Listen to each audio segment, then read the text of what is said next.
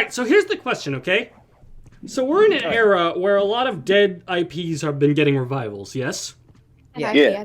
So if they were to make a brand new Gex, would they make pop culture references that were relevant to now, or to capture this, capture the nostalgia aspect? Would they use 90s pop culture references anyway?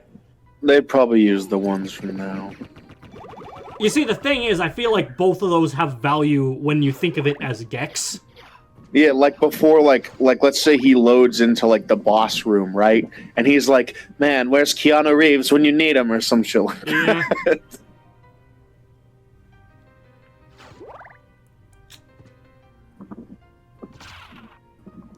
I like how their name. I like how that enemy's name is Skelering.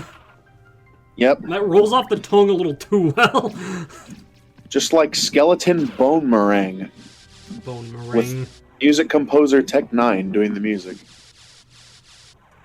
In a fantastic game about being a guy who throws boomerangs at skeletons and fights skeletons. Isn't that what you do for your job, Gabe? Xenoblade 3. Yeah, actually. A lot of security entails actually utilizing a boomerang to fight off skeletons. That one didn't even get a reaction out of Gabe. I didn't hear what you said. Okay, so you said, like, using a boomerang to attack skeletons, and I said Xenoblade 3.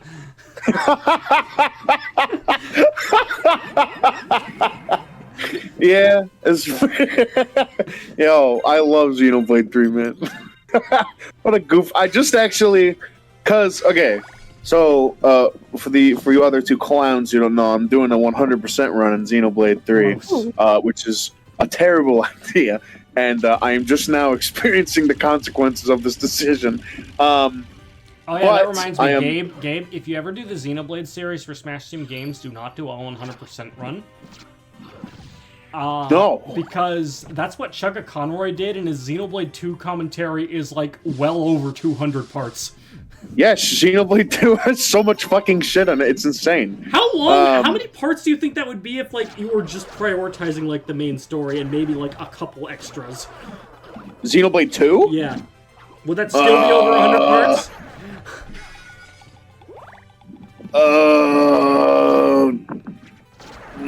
No.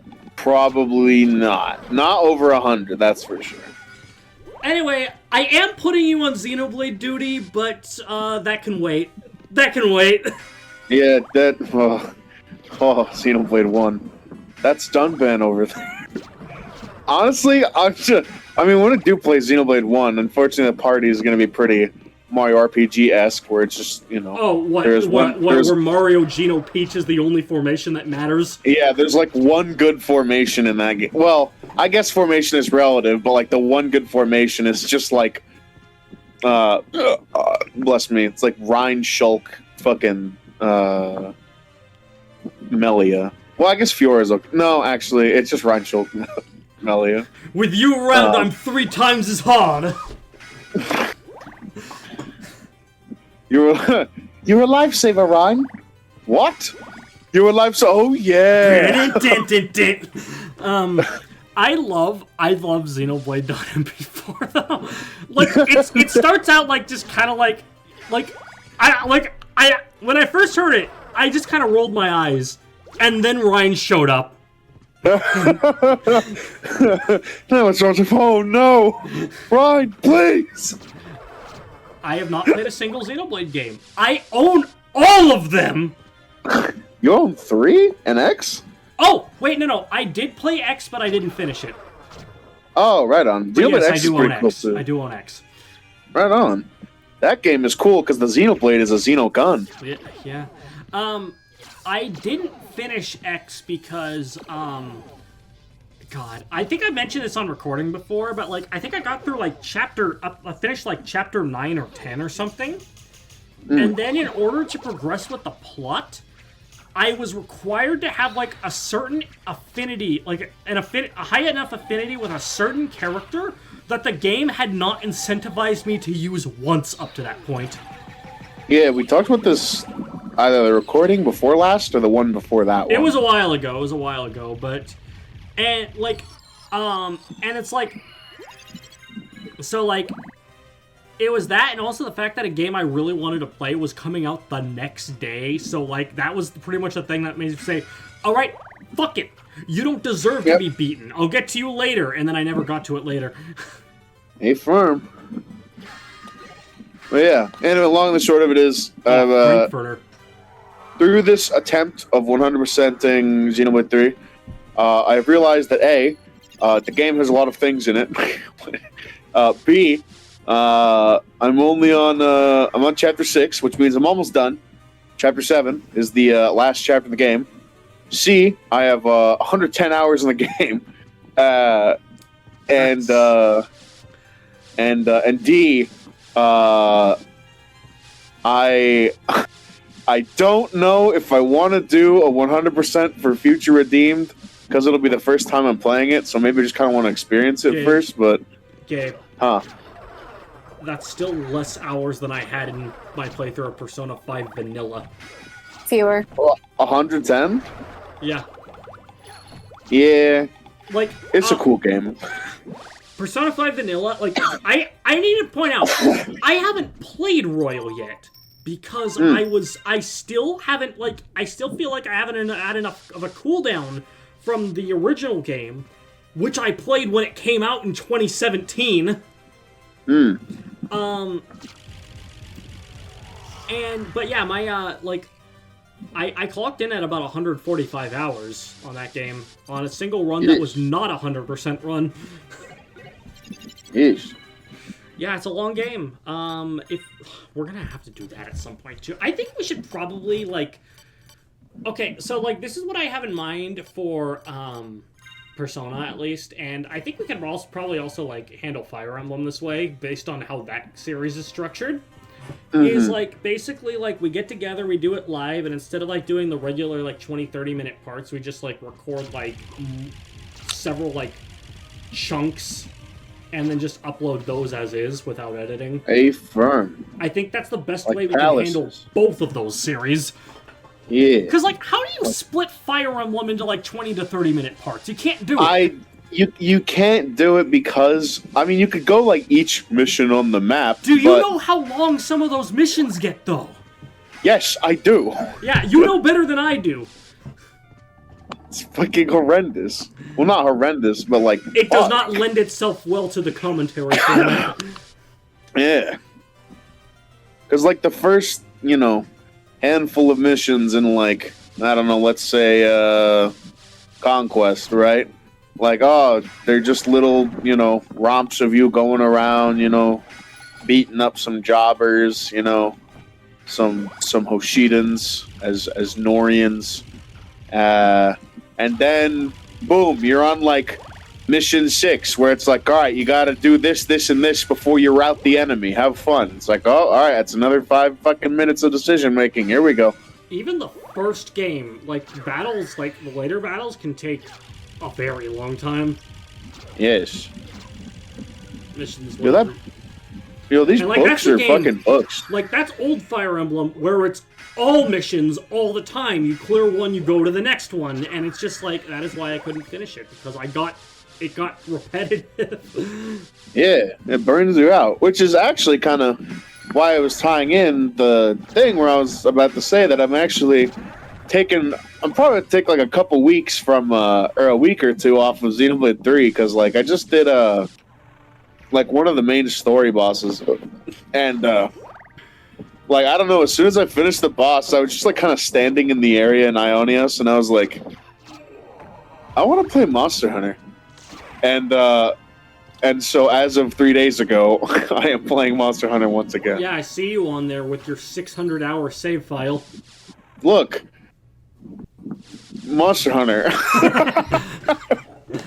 That's about 6 times as much as my game with most hours on the Switch, which is Smash Ultimate. Look, man, I like fighting the big monsters with cool weapons. Yep. Alright, so we have the ability Yo, to did go you up see there fucking now? Pokemon Go Monster Hunter? Yeah. Dog, I'm gonna get it. So we have the ability to go up that little shaft now, but I have more important things that I want to deal with, because So, as things are right now, we now have the ability to get the first of the two very important, crucial plot MacGuffins to getting the good ending! Right. Which is the ability to turn into a bat. That's reasonable. Yeah, so now we can fly around places and stuff. Reasonably understandable. So that's what we're going to be doing in this part. We're going to be getting the first of the two. We'll deal with that when we get there, though. In the meantime, I believe Whitney had a story for us. Oh, yeah. What you got for us? I did? Yeah, you did. It was Yeah, regarding you said there was something that you tattoos, I wanted to believe. say on recording. And what were we talking about? Tattoos. Oh, this is the tattoo story. Oh, yes. Yeah, basically, I used to have a, we'll say he was a questionable, human. All right.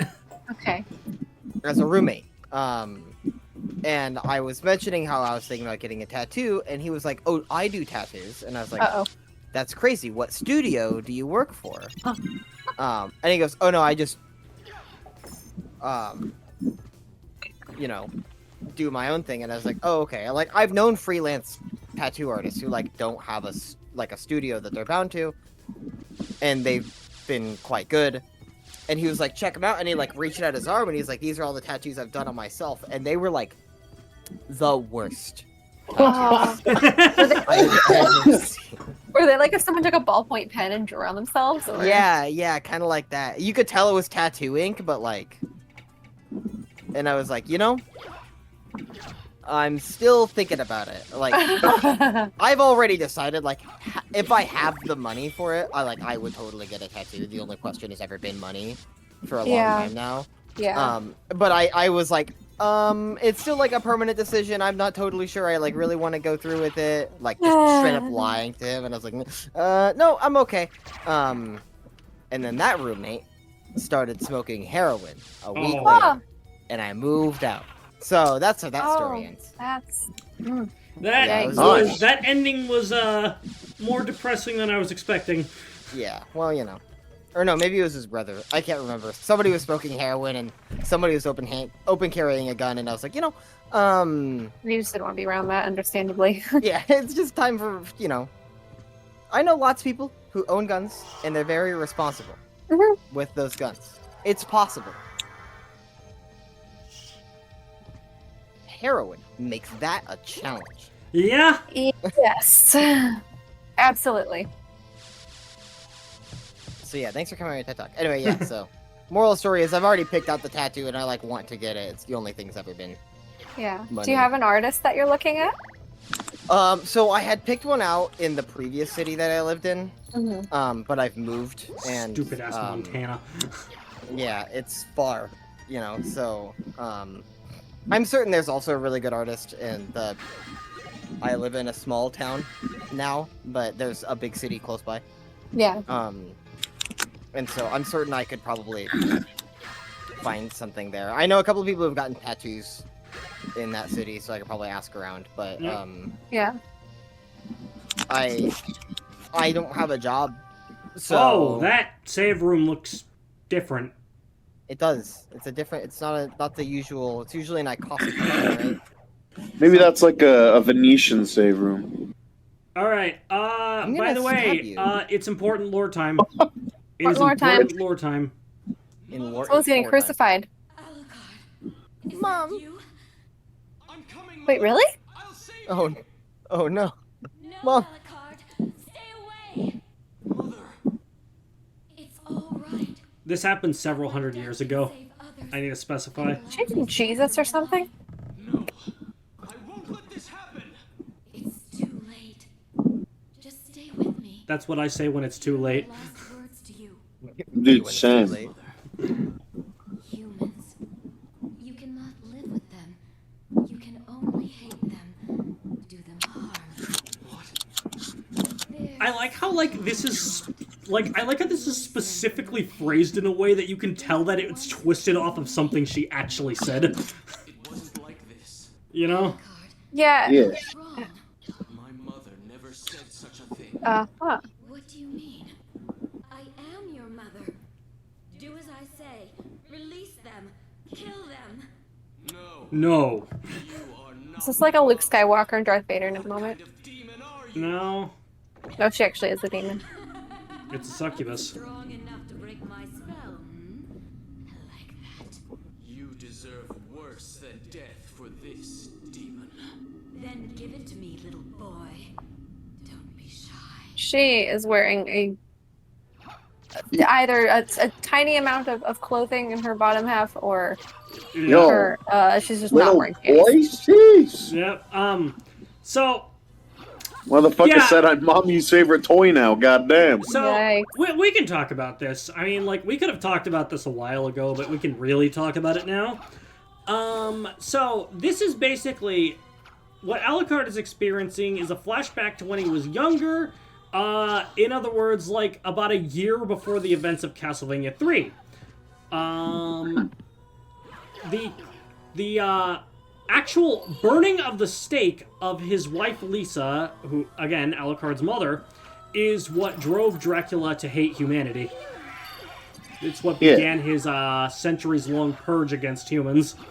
Wow. Yeah.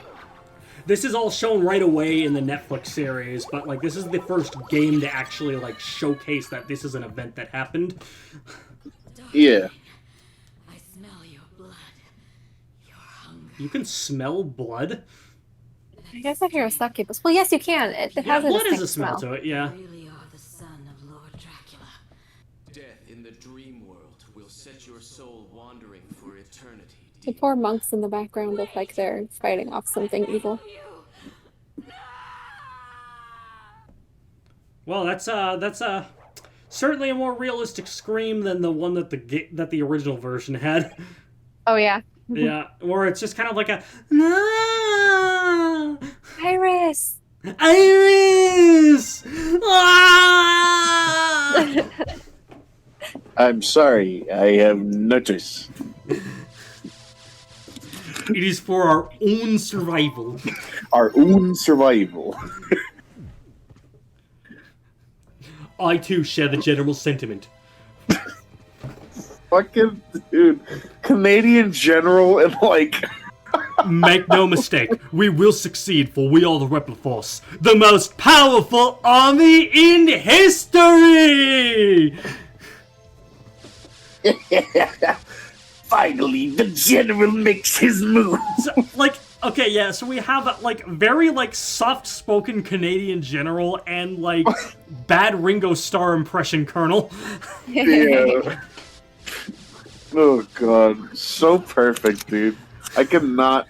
There like exists a world, or probably many worlds, where that game has like good voice acting, and I don't know. Honestly, I think the bad voice acting is like yes, the game is memorable. You know, it's got the cool FMVs and it's got the cool branching. You know, Blade Zero and X, and you know, it's got the cool you know, Mavericks and the Rebel Force guys. You know, it's cool and stuff, but I don't know. I think there's a world where I think because we live in the reality that the game has interesting voice acting. I think it does it a service, if anything. Gabe. This isn't what you're talking about. This isn't another world. It's another country, and it's called Japan. Yeah, but like that doesn't count. It does count. Yeah, like what you're talking about is a world where like a scenario in which the voice acting was good to begin with. That's just the Japanese version. If you live in Japan when that game came, like if you live in Japan, you speak fluent Japanese, and like that you're around in those circumstances when the game came out. That's just what that game is to you. I mostly mean English, but yeah. Yeah. I know what you. Still though, I still really do like. If there were any good voice actor playing the general though, like I mean, it'd be Jamison Price. Jamison Price, yeah, exactly. Like, Mr. Military Man himself. Mr. plays every military man ever. It's always either him or Michael McConaughey. Yeah. Like the how like oh man, I'm guessing that they probably have like they probably both have like 800 Gundam rolls at this point. Yeah, I mean, fuck. The first time I heard Jameson Price was when I was a kid playing Ace Combat 5, because he acts as the AWACS like mission debriefer, who like tells you like what the mission's gonna be, and then like tells you the results of the mission after you finish. See, this And is... like and just because of that, like I know, like even as a kid, I noticed whenever I'd watch like anime or even like, you know, American cartoons and stuff, like I just noticed he was just all over the fucking place. See, the thing is, for me, my introduction to him was the complete opposite of his standard military role character. Because the first thing that I heard him, the first character I ever heard him play was Jelly Jiggler from Bobo Bobo Bobo Bo. You know, the very emotional butt monkey of the group. Yeah. I guess that's also where I first heard Michael McConaughey, because he plays the narrator in that. Yeah. Michael McConaughey? You're thinking of Matthew McConaughey. Matthew McConaughey. Yep. I know, I had to pause a little bit too and think. And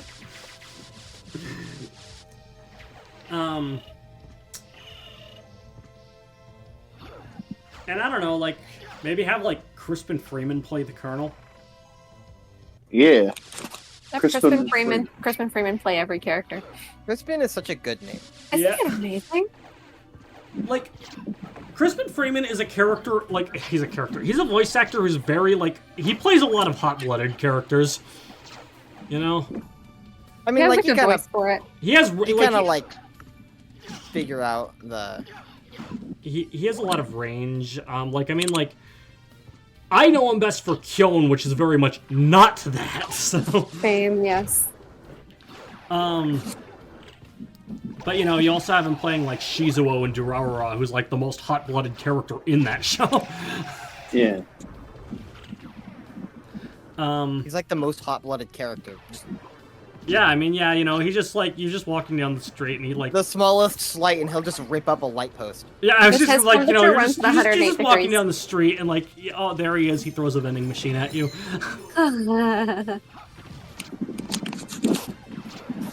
He runs a hot 108 degrees Yeah. internal temperature. Yep. Is that true? His body temperature is 108? Yes. I just made that up right now. Oh, I would believe it. I Durarara think was you get brain damage at that kind of a temperature. wild... No, so my I don't even know what you guys are talking about. I'm just making all this up. my favorite thing, like, I think the real... Oh, by the way, we have the power of the wolf now, so the wolf transformation is actually useful, because we can... Let me just show you what we can do. What the dog doing? The dog's doing that. Oh my god, the dog is. So anyway, what was I saying? Yeah, so the thing that really cements just how wild Durarara is that the most down-to-earth character in that series is the fucking Doulahan. That's actually super true. Like, you know, like, we have all these, like, actual humans who are utterly deranged, and then, like, the fucking Doulahan is just, like, you know, she's just, like, she's an actually very nice lady.